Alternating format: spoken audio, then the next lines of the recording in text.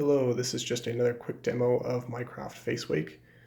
I posted a video earlier this week showing it running on my desktop, but I was able to get it running on the Mark I unit itself by reducing the frame rate and the resolution of the video. So I wanted to give a quick demo. I'll post a link to the other video in the description where I go into a little bit more detail.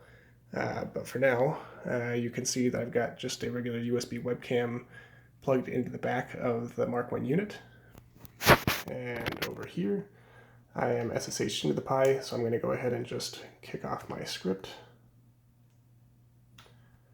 Okay, now you can see the camera has turned on, and anytime I'm in front of the camera, he should record what I'm saying until he can't see me anymore.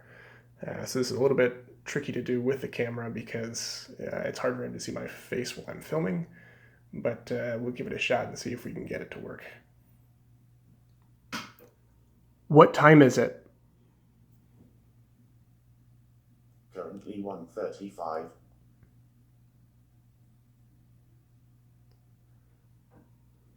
What's the weather like?